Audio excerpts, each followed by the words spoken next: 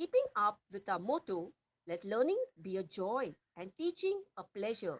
Here we are with a remote teaching and learning process to bridge the gap. Happy learning, students. नमस्कार, मैं वीना मनचंदा ठाकुर विद्या मंदिर high school एवं junior college की ओर से कक्षा 12वीं विषय हिंदी पाठ 2 निराला भाई लेखिका महादेवी वर्मा पाठ की विधा संस्मरण यानी रोजमर्रा की घटनाओं से प्रभावित। देखिए बच्चों, आपके सामने एक तस्वीर है। यह तस्वीर महादेवी वर्मा जी की है। ये इस पाठ की लेखिका है। लेखिका का परिचय। लेखिका का जन्म 26 मार्च 1907 को उत्तर प्रदेश में हुआ था। महादेवी वर्मा जी एक प्रतिभाशाली कवित्री एवं लेखिका थी। वह छायावादी कवित्री थी। महादेवी जी को सरस्वती की देवी कहा जाता था, परंतु कुछ आलोचकों ने आधुनिक युग की मीरा भी कहते थे, क्योंकि कहीं ना कहीं उनकी किसी न किसी कविता में पीड़ा भी झलकती थी।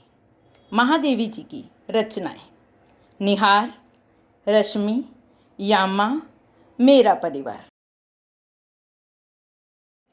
देखिए बच्चों, अभी आपके सामने एक दूसरा चित्र है। यह चित्र सूर्यकांत त्रिपाठी निराला जी का है।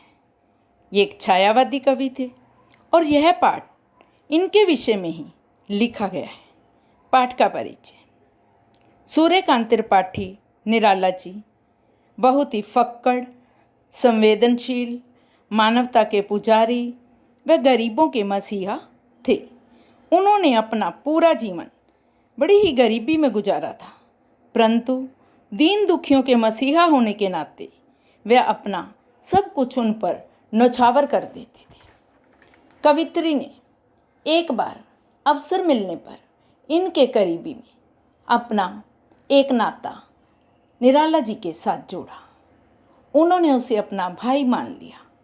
तब वे उनके करीब रहकर उनके व्यक्तित्व के बारे में और भी जान सके।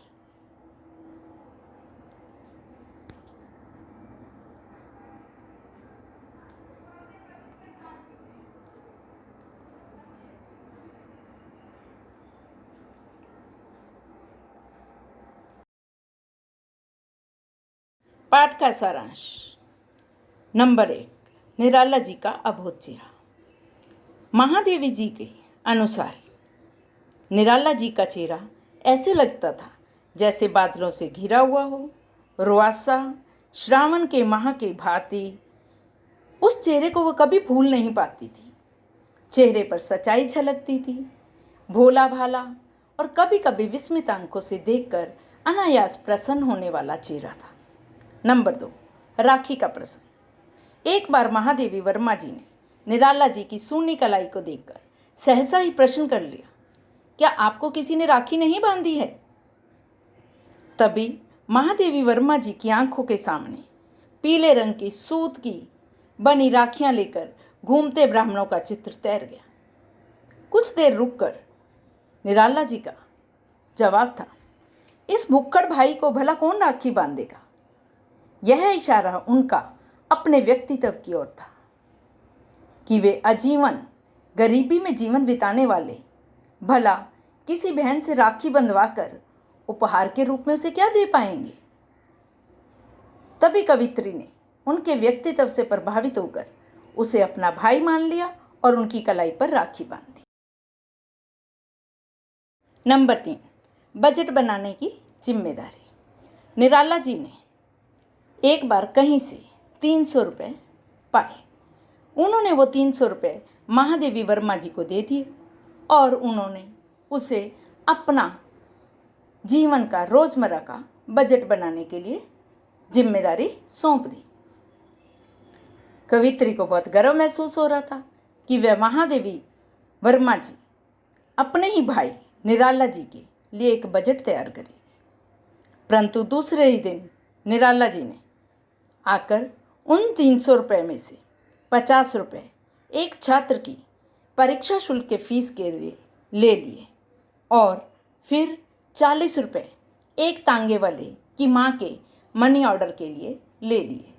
इसके पश्चात उन्होंने 60 रुपये अपने एक साहित्यिक मित्र को देने के लिए ले लिए और बाकी बचे 100 रुपये भी वे अपनी एक दिवंगत मित्र की, दिवंगत होता है जिसकी मृत्यु हो गई हो, उसकी बेटी की शादी पर देने के लिए ले लिए।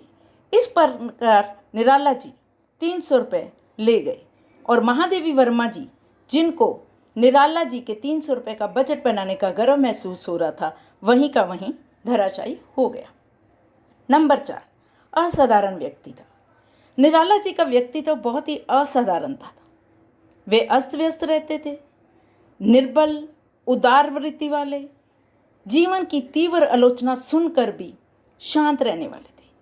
कई बार तो उनको उनके अस्त व्यस्त व्यक्तित्व के बारे में भी लोगों ने ताना दिया और उन्होंने उनको अपना व्यक्तित्व सुधारने का वचन दिया।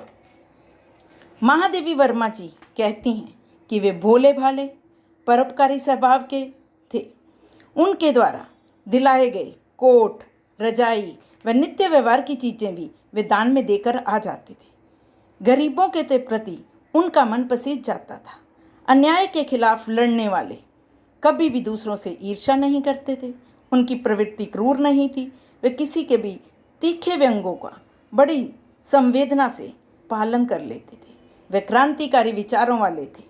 विचारदर्शिता उनमें थी। अपने कर्तव्य के प्रति वे हमेशा सजग रहते थे। नम्र स्वभाव के थे। परिपूर्ण व्यक्ति के वे स्वामी थे। वे बहुत ही बुद्धिमान थे। साहित्य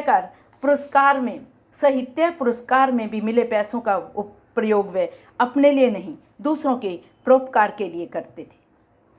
कुछ आलोचक लोग उनकी आलोचना करने से भी नहीं टलते थे। झूठी अफवाहें फैला देते थे, भ्रांतियां फैला देते थे और वे उन सब का अभिशाप भी बड़े प्रेम पूर्वक झेल लेते थे। उन्हें आलोचकों की कोई भी बात का बुरा नहीं लगता। वियोगी प्रवृत्ति। निराला जी की प्रवृत्ति वियोगी थी। चीज़ों के प्रति उनको ज़्यादा मोह नहीं रहता था। जो चीज़ें उनके काम की नहीं होती थी वे तुरंत दूसरों को उनकी सहायता के लिए दे देते थे। यहाँ तक कि उनको अपनी संतान के प्रति भी मोह नहीं था।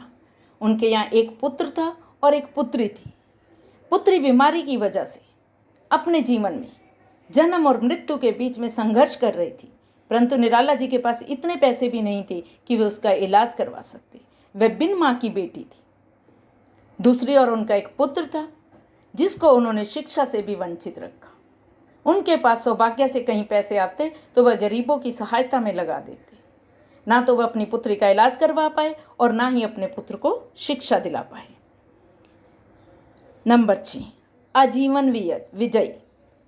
वे अपने जीवन में कभी हार नहीं मानते थे। निश्चल वीरता से परिपूर्ण थे वो। जीवन की चोटें झेलने में उनके अंदर बहुत साहस भरा हुआ था। वे विद्रोही साहित्यकार थे। वे अपने जीवन का उपहास बड़े प्रेम से झेल लेते थे और निरंतर अपने जीवन में संघर्ष करते रहे। नंबर 7, अतिथि सत्कार।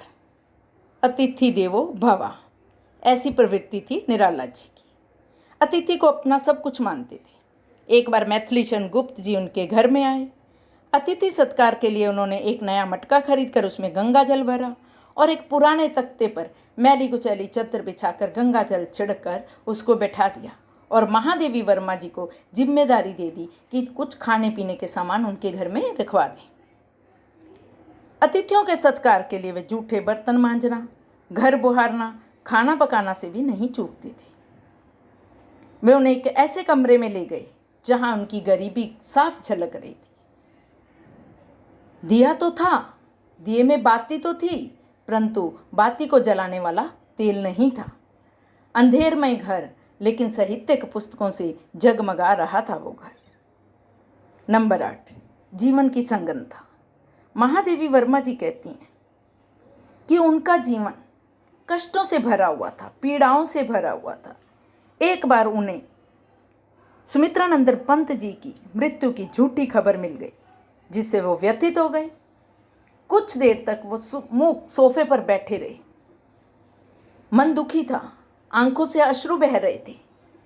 फिर कुछ समय बैठने के बाद महादेवी जी ने उनको घर जाने के लिए कहा, परंतु वे अपने घर के पास ही एक पार्क में पूरी रात बैठे रहे। व्यथित थे, दुखी थे, पीड़ा थे और उनके मन में न जाने कितनी हलचल थी। सुबह 4 बजे उन्होंने महादेवी जी का दरवाज़ा खटखटा दिया। तभी जाकर महादेवी जी को पता चला कि उनके मन में इतनी पीड़ा थी कि वे रात भर सोए भी नहीं और पार्क में ही बैठे रहे। लोग उनका उपहास करते थे कि निराला जी, आपको तो मधुकरी मांगकर जीवन यापन करना पड़ेगा। मधुकरी होता है भिक्षा। तो निराला ने हंसते हुए कहा, मैं तो आज भी भिक्षा मांगकर ही अपना जीवन यापन कर रहा हूँ। जब भी महादेवी वर्मा जी उनको खाने के लिए बुलाती, वे विस्मित आंखों से प्रसन्न होते हुए उनके घर जाते और खाना खा लेते। अजीबोगरीब घटना। एक बार निराला जी ने अपने वस्त्रों को गेरुए रंग से रंग लिया। गेरुआ रंग होता है जो कपड़े साधु पहनते हैं, उस रंग के, केसरी रंग के। उन्होंने अपनी धोती, ऊपर पहनने का परिधान दोनों ही गेरुए रंग से रंग लिए और उस कपड़ों में रंग इतना अधिक हो गया कि जब उन्होंने वो कपड़े पहने तो वो पूरा रंग उनके शरीर को लग गया। वो सन्यासी दिख रहे थे। वो एक पेड़ के पास बैठे थे तो महादेवी उनको देखकर हंसने लगी और उन्होंने कहा कि अभी अच्छा है, आपके कपड़ों को धोने के लिए साबुन के पैसों की भी बचत हो जाएगी। उनकी शारीरिक संरचना बहुत ही अच्छी थी। भरे पूरे डील वाले थे, लंबा कद काठ था, परंतु चेहरा भोला था, सच्चाई की राह पर चलने वाले थे। ऐसे व्यक्ति असाधारण होते हैं। उनकी चेहरे की आभा देखते ही बनती थी। वे झंझा के समान थे जो हल्की वस्तुओं को साथ भारी वस्तुओं को भी अपने साथ ले जाते थे। आलोचकों का योगदान। आलोचक निराला जी की छवि को धूमिल करने में कभी चूकते नहीं थे। उन्होंने सतह जागरूकता और मानवता का अमृत प्राप्त किया था। उनके जीवन में संघर्ष के आघात हारे नहीं थे, ये उनकी शक्ति के प्रमाण थे। उनका कठोर श्रम, गंभीर दर्शन और सजग कला थी उनमें। किसी दुर्लभ सीप में ढले सुडौल मोती नहीं थे वो। उनका व्यक्तित्व तो लोहे के समान कठोर था। महादेवी जी के संपर्क में आए तो महादेवी वर्मा जी ने उन्हें अपना भाई मान लिया था। वे उसकी प्रतिष्ठा का बहुत ही सम्मान करती थी। वे अनघड़ पारस के भांति शिलाखंड थे। वे मानवता के लौह परमाणु थे और किसी और के स्पर्श करने से स्वर्ण बन जाते थे। उनके इस रूप से सभी लोग प्रभावित हो जाते थे और वे उस शूल के रक्तकण के समान थे कि जो दूसरों की पीड़ा को हरकर स्वयं को पीड़ा देते हैं। परंतु आलोचक हमेशा उनकी छवि को बर्बाद करने में लगे रहते थे। उनकी प्रतिष्ठा उनसे सहन नहीं होती थी। वे निराला जी की आलोचना करते। इससे निराला जी कभी भी व्यथित नहीं होते थे। वे तो मस्त मौला थे। वो तो अपने जीवन से प्रसन्न थे। ऐसे थे सूर्यकांत त्रिपाठी निराला। मुझे आशा है कि आपको ये वीडियो पसंद आया होगा। धन्यवाद।